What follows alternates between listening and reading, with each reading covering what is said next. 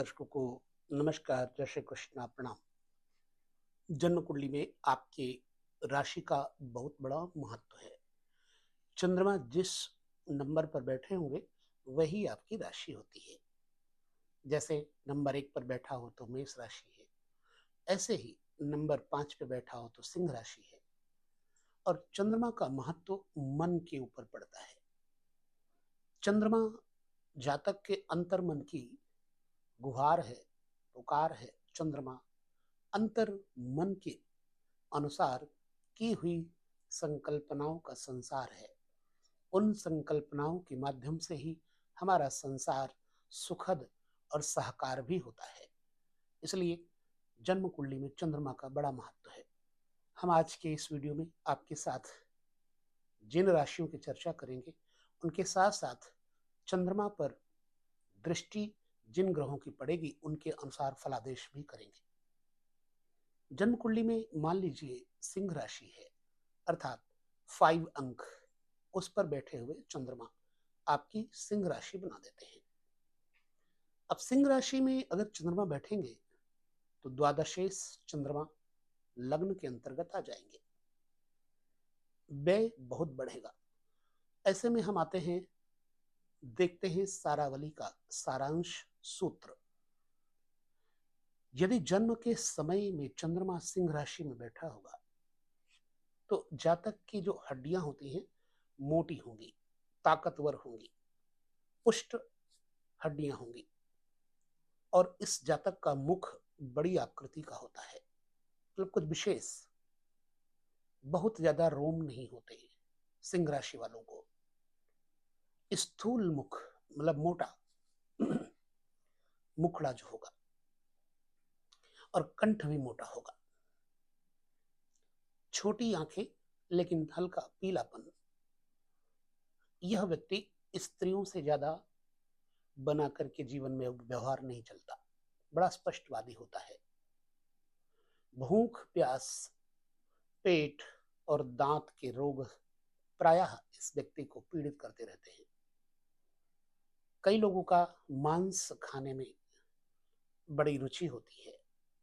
दानी तो होगा लेकिन स्वभाव में उग्र प्रकृति का होगा। संतान का सुख नहीं होता, थोड़ा होता है। जंगल, पर्वत, इन जगहों का ये व्यक्ति बड़ा प्रेमी होगा। माँ का बड़ा भक्त होगा। सुंदर वक्षस्थल यानी छाती सुंदर, विक्रम शक्ति सामर्थ्य विक्रमी व्यक्ति होगा। कार्य आरंभ प्रलापी, कोई भी काम करने से पहले खूब बोलेगा, खूब बोलेगा, मुझे ये करना है, मुझे ये करना है, मुझे ये करना है। और सब जगह पर गहरी दृष्टि से देखता है ये, ऐसा जातक। सारावली का सूत्र है ये। अब सारावली के सूत्रों के अनुसार ही आइए देखते हैं चंद्रमा पर पड़ने वाले ग्रहों का प्रभाव। सिंह राशि में बैठे हुए चंद्रमा पर यदि सूर्य की दृष्टि पड़ेगी तो कुंभ लग्न सप्तम स्थान पर सूर्य होंगे। शनि की राशि में यहां पर सूर्य का बल कम हो जाएगा। एक तो वैसे भी नीच के होंगे सप्तम स्थान पर सूर्य, दूसरा शत्रु ग्रही, शनि शत्रु समझते हैं सूर्य को, इसलिए यहां पर हीन बलि हो जाएगा। कहीं ना कहीं यह जो सूर्य है अच्छा फल नहीं देना चाहिए। सारावली में क्या कहते हैं? कहते हैं राजा से दुश्मनी करने वाला, राजनीतिक पार्टियों से कहीं ना कहीं दुश्मनी, पुत्रहीन राजा की तरह यह खुद होता है। हालांकि सर्वोत्तम गुण होंगे, वीर, ऊंचे शब्द से बोलने वाला, पाप दुष्कर्म में लीन और विख्यात, मतलब फेमस व्यक्ति होता है। इससे लोग डरते हैं। सिंह राशि पे बैठे हुए चंद्रमा पर यदि मंगल की दृष्टि होगी, मंगल की चौथी, सातवीं, आठवीं दृष्टि होती है। यदि सिंह राशि में बैठे चंद्रमा को मंगल देखेंगे तो जातक को सेना का अध्यक्ष, मिलिट्री इत्यादि में, उग्र लेकिन श्रेष्ठ स्त्री, पुत्र, संतान का सुख, धन और सवारी का सुख इसको परिपूर्ण मिलने के लिए सारावली कहती है। मेरे ख्याल से मंगल यहाँ पर यथार्थता के साथ जातक को लाभ देगा ही देगा। लेकिन जन्म कुंडली में मंगल व्यक्ति में क्रोध देता है। अगर बुध बैठ करके देखेंगे सप्तम स्थान पर, तो द्वितीयेश और एकादशेश बुध मार्केश बन जाता है। बुध देखेंगे तो जातक अपने पत्नी के वश में रहने वाला, स्त्री का प्रिय होता है, यानी इस व्यक्ति को स्त्री बहुत प्रेम करती है और स्त्री के कारण इस व्यक्ति को बल प्राप्त होता है। और स्त्री का नौकर, यानी उसकी हाँ हुजूरी करने वाला, हर काम करने वाला, धन एवं सुख भोग से युत व्यक्ति होता है।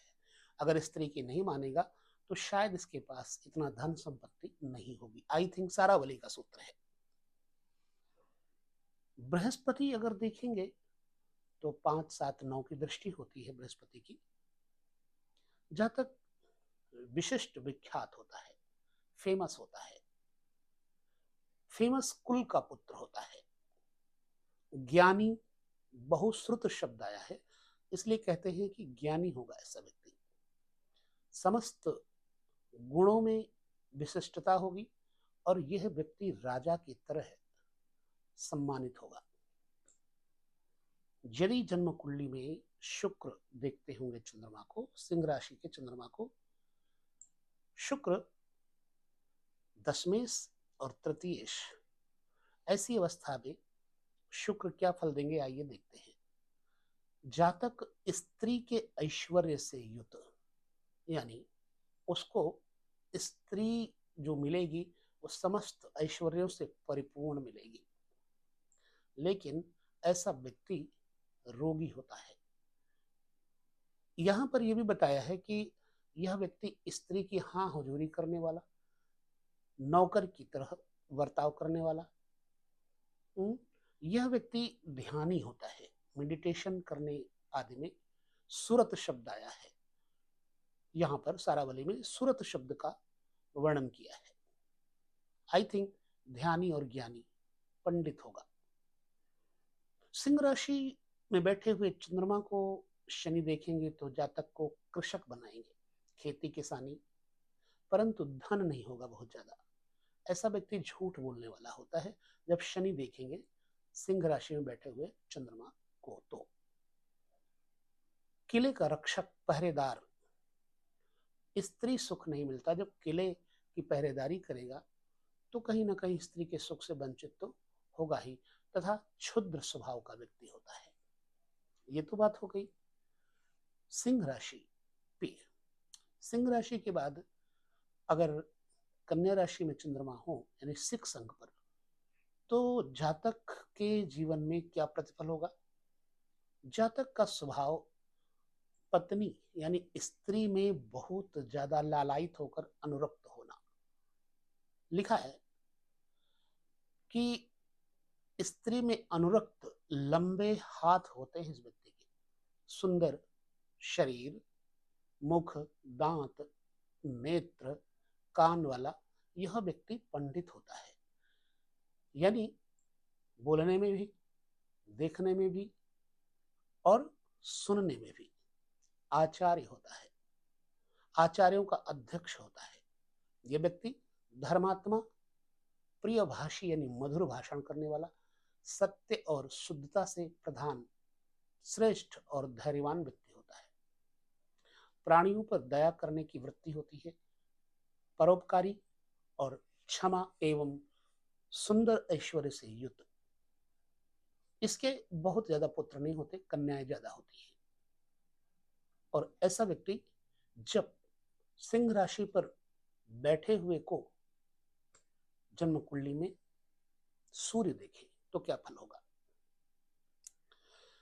कन्या राशि पे बैठे हुए चंद्रमा को सूर्य देखेंगे तो जातक को राजा का यानी गवर्नमेंट का कैशियर, खजांची, ट्रेजरी ऑफिसर, विख्यात यानी फेमस व्यक्ति होता है, वचन का पालक होता है, श्रेष्ठ कार्यों को करने वाला जातक।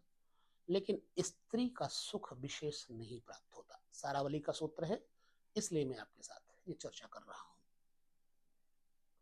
यदि कन्या राशि में बैठे चंद्रमा पर मंगल देखें तो जातक को क्या करेंगे? शिल्प कला, राजमिस्त्री इत्यादि के कार्य में बड़ा निपुण होता है।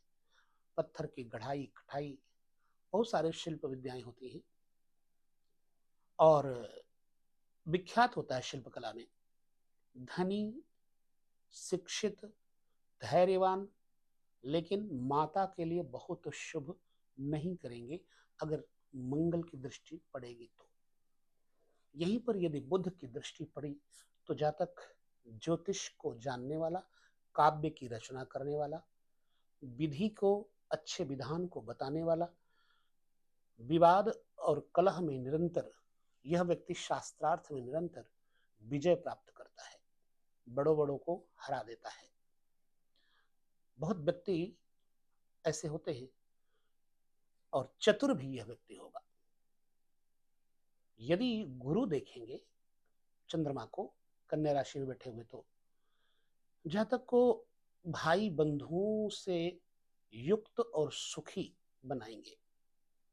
गवर्नमेंट ऑफिसर, गवर्नमेंट कर्मचारी, वर्कर, वचन का पालक और ऐश्वर्य से युक्त, समस्त वस्तुओं से संपन्न इसका जीवन होता है।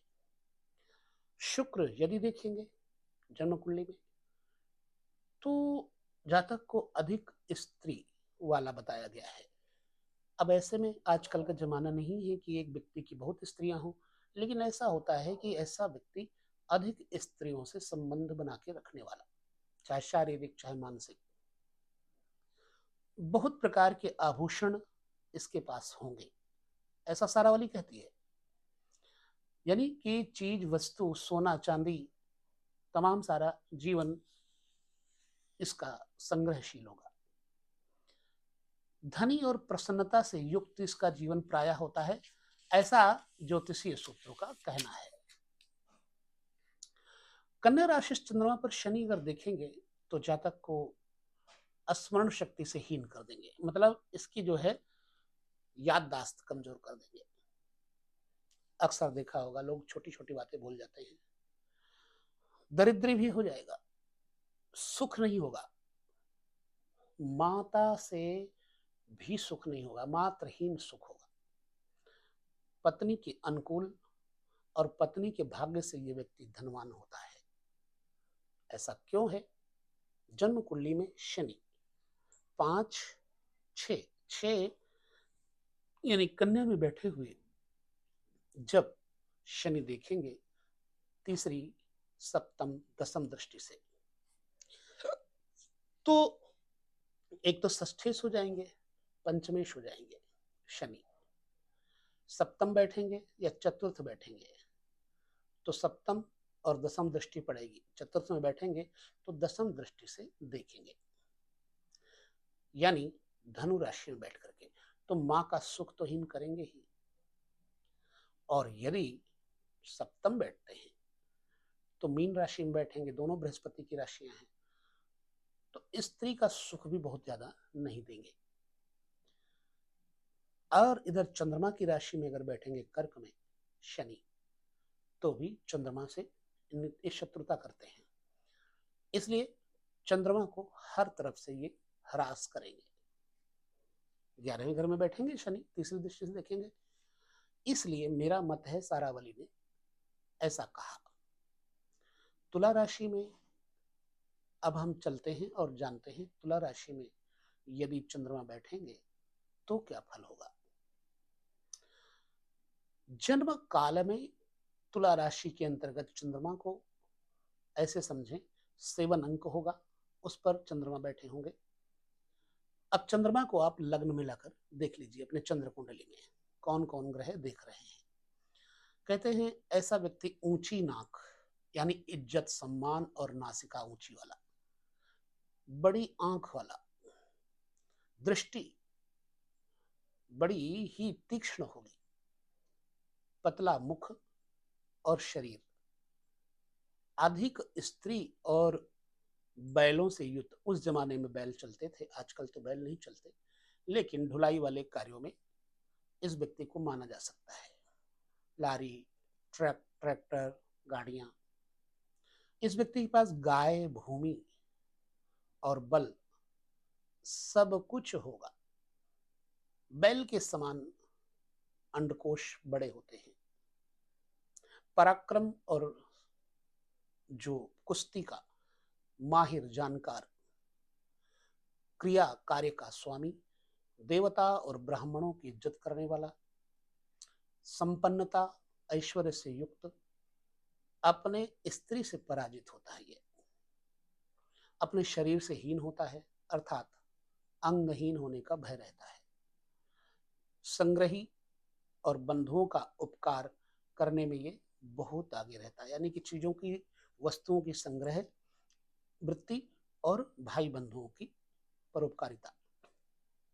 यदि तुला राशि में बैठे हुए चंद्रमा को सूर्य देखे सप्तम स्थान से मेष राशि में बैठे हुए, तो तुला राशि में स्थित चंद्रमा को सूर्य देखें तो धनहीन बनाएंगे, रोगी बनाएंगे, पर्यटन कर्ता बनाएंगे, घुमक्कड़ बनाएंगे। ऐसा व्यक्ति तिरस्कृत प्रायः होता है, भोग रहित, पुत्रहीन और निर्बल होता है, ऐसा सारावली का मत है। अब ऐसा क्यों है? एक तो तुला राशि में चंद्रमा बैठे हैं, कर्मेश। दूसरा, सूर्य सप्तम से देखेंगे, मंगल की राशि में बैठ के, नीच स्थान पर बैठ के उच्च राशि में, आई थिंक चंद्रमा को कमजोर करेंगे, इसलिए बहुत अच्छे फल प्राप्त नहीं होंगे। मंगल अगर देखेगा चंद्रमा को तो ऐसा जातक स्वभाव में गुस्सेल, उग्र स्वभाव, बहुत पैसा रुपया नहीं होता, लेकिन चीजें सब होती इसके घर में। दूसरे की स्त्री में इसका अनुराग होता है, अटैचमेंट होती है। बुद्धिमान और आंख के रोग से युक्त होता है, नेत्र रोग होता है। तुला राशि में चंद्रमा बैठे हो और मंगल देख रहा हो तो जातक को कलाओं में श्रेष्ठ, यानी कि समस्त गुणों को बताने वाला। प्रचुर अन्न धन, मतलब मात्रा जितनी चाहिए उतनी इसके पास होती है। अच्छा बोलने वाला, पंडित, देश विदेश में विख्यात व्यक्ति होता है यदि मंगल देखेंगे तो। देखिए, मंगल बन जाएंगे द्वितीय शनि धनेश, मंगल बन जाएंगे सप्तमेश, इसलिए धन तो देंगे ही देंगे, बिल्कुल निश्चित बात है। कर्क में बैठेंगे मंगल, चौथी दृष्टि से देखेंगे। मेष में बैठेंगे मंगल, सप्तम दृष्टि से देखेंगे। मीन में बैठेंगे, अष्टम दृष्टि से देखेंगे। तो सारी जगहों पे कहीं ना कहीं मंगल का प्रभाव जातक के लिए बढ़िया होगा। बुध अगर देखते हैं तो जातक को क्या करेंगे? वेद, वेदांत और शास्त्र पुराण इत्यादि में इस व्यक्ति की रुचि होगी। अच्छा बोलेगा, अच्छी वाणी होगी, विशिष्टम।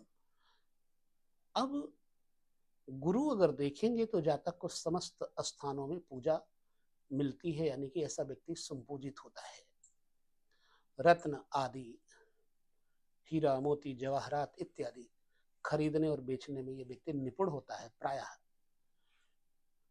यदि शुक्र देखेंगे जातक को तो सुंदर निरोग बनाएंगे, सुंदर और भाग्यशाली बनाएंगे, समान और उचित बराबर बढ़िया प्रॉपर शरीर बनाएंगे, धनी बनाएंगे, पंडित्य कला में निपुण बनाएंगे। यह व्यक्ति अनेक उपायों और विधियों का ज्ञाता होता है यदि तुला राशि पे बैठे हुए चंद्रमा को शुक्र देखेंगे तो। ठीक है, यहां पर हमें और एक चीज देखना है।